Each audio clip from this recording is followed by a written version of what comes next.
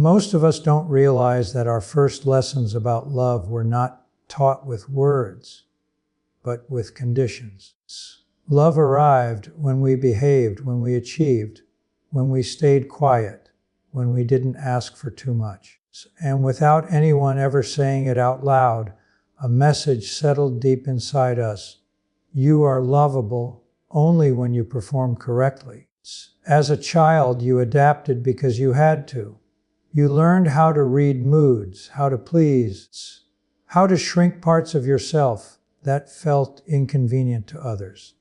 That adaptation once kept you safe, but the nervous system never forgets why it learned that strategy. So when you grow up, love doesn't feel like rest. It feels like work. You overgive, you overthink, you monitor yourself constantly, afraid that one wrong move will make affection disappear. Even in healthy relationships, there's a quiet tension underneath.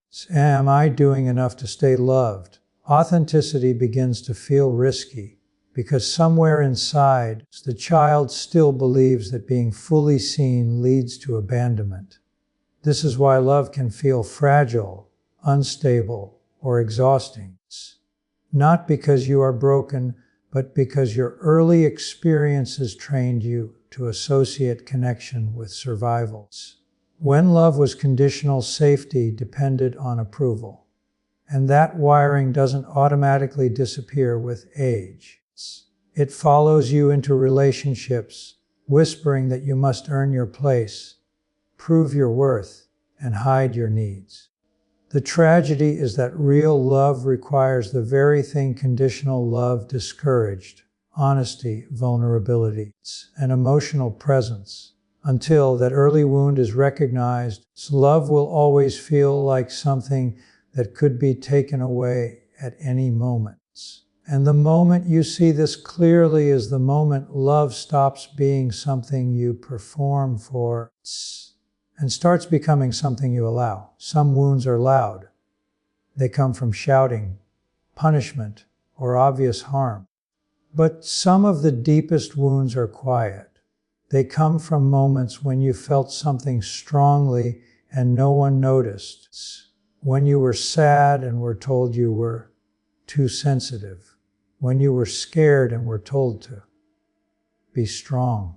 When you were excited and no one really listened. Nothing dramatic happened, and yet something essential was missing. And because it was missing for so long, you learned not to expect it. As a child, you didn't have the language to call this neglect. You only knew that your emotions didn't seem to matter much. So you adapted. You stopped reaching. You stopped expressing. You learned to handle things on your own. On the outside, you became independent, mature, self-sufficient. On the inside, a quiet belief formed: my feelings are a burden. And that belief doesn't stay in childhood, it grows up with you. In adult relationships, this shows up as emotional distance, even when you deeply want closeness.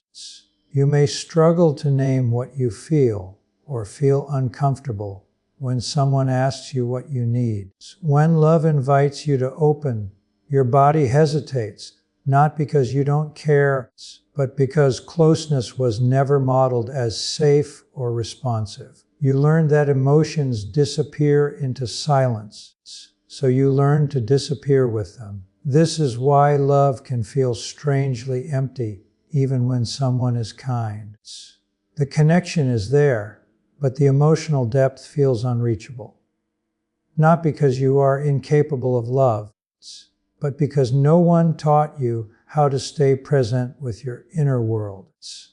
And healing begins the moment you stop judging that emptiness and start listening to what it's been trying to say all along. As children, we didn't choose how we learned to connect. We adapted to what was available. We learned closeness through inconsistency, distance, or unpredictability. And those early patterns quietly became our blueprint for love. By the time we're adults, we call them preferences or chemistry, But in reality, they are familiar emotional rhythms our nervous system recognizes. What feels familiar often feels safe, even when it hurts. This is why some people chase love that never fully arrives. They are drawn to partners who are emotionally unavailable, distant, or inconsistent, because that uncertainty feels like home. Others do the opposite. The moment someone gets too close, they pull away, create space, or shut down. Intimacy feels overwhelming, like a loss of control. And then there are those who move back and forth between both, craving connection one moment and fearing it the next. None of these are character flaws. They are survival strategies that once made sense. The tragedy is that these patterns don't disappear just because love is real. Even in healthy relationships, old wiring can sabotage the present. You may misread safety as boredom, or mistake anxiety for passion. You may test love, withdraw from it, or cling to it, all while believing you're simply following your heart. But the heart is often listening to the past, so love becomes confusing. You want closeness, but you fear it. You want stability, but it feels unfamiliar. And without awareness, you keep repeating the same emotional cycles, wondering why love never seems to work out the way you hoped. The moment you see that these patterns are learned, not destiny, something shifts, because what was learned can be unlearned. At some point, love stopped feeling like a place of safety and started feeling like a threat. Not because of what love is, but because of what it once cost you. When closeness in childhood was followed by disappointment, rejection, or emotional pain, your body learned to associate intimacy with danger. Even if your mind wants connections, your nervous system remembers something else. That's why certain moments in relationships feel overwhelming without a clear reason. A partner asking for closeness might trigger irritation or panic. Emotional conversations might make your chest tighten or your mind go blank. You may shut down, change the subject, or create distance, not because you don't care, but because your system is trying to protect you.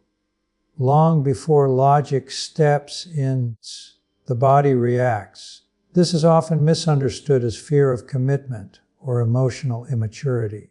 But what's really happening is old pain being reactivated.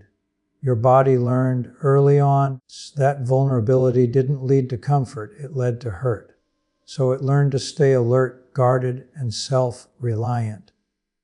In adulthood, this survival response shows up as control, avoidance, or emotional withdrawal, especially when love begins to feel real. The tragedy is that the safer the relationship becomes, the louder the alarm can get. Stability feels unfamiliar. Calm feels suspicious, and without realizing it, you may create distance in the very moments when love is offering you something different. Healing doesn't begin by forcing yourself to trust. It begins by understanding why your body learned not to. And when that understanding replaces self-judgment, love slowly stops feeling like a threat and starts feeling like a choice. Without realizing it, many of us walk into adult relationships carrying an invisible expectation. We hope that this time, someone will finally give us what we didn't receive back then. We look to a partner for reassurance that never came, for emotional safety that was missing, for a sense of being chosen, protected, and deeply understood. And at first, it can feel magical because the inner child finally feels seen. But slowly, something begins to strain. No partner can consistently meet the needs of a wounded child. And yet, that child is still waiting. So when a partner fails to respond perfectly, the pain feels disproportionate. It doesn't feel like a simple disappointment. It feels like abandonment all over again, Small moments trigger big reactions. Silence feels personal. Distance feels dangerous. Love becomes heavy, not because the relationship is wrong, but because it's being asked to repair a past it didn't create. This is where love starts to feel exhausting. You may feel needy and ashamed of it, or resentful without knowing why. You may constantly look for proof that you matter, that you won't be left, that this time will be different. And the more you ask a partner to fill that old emptiness, the more pressure love begins to carry. What once felt like connection slowly turns into tension. The truth is painful but freeing. No amount of romantic love can heal what was missed in childhood. That healing can only happen when you turn inwards, when you stop asking love to rescue you, and start giving yourself the emotional presence you were denied. And the moment that responsibility shifts, love is finally allowed to be what it was always meant to be, shared, not depended on. There comes a quiet turning point when you realize that healing cannot be outsourced. No relationships, no amount of reassurance, and no perfect partner can do the inner work for you. This is not a failure of love. It is an invitation to maturity. The moment you stop waiting for someone else to make you feel whole, something inside you begins to settle. Healing starts with awareness. Noticing your reactions without judging them. Seeing when you withdraw, when you cling, when fear speaks louder than truth. These responses are not flaws. They are messages from parts of you that learned how to survive. When you meet them with curiosity instead of criticism, you begin to create the safety that was missing before. From there, self-compassion becomes essential. Learning to sit with your emotions instead of escaping them. Allowing sadness, fear, or longing to exist without rushing to fix or suppress them. This is how the inner child learns that it no longer has to scream to be heard. Boundaries grow naturally from this place. Not as walls, but as clarity. You begin to choose relationships that feel steady, not chaotic.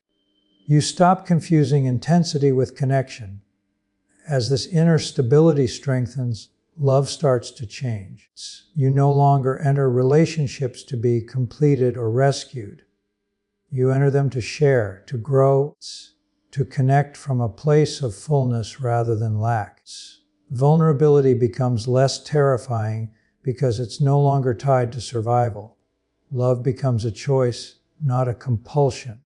This is how the wound stops controlling the story.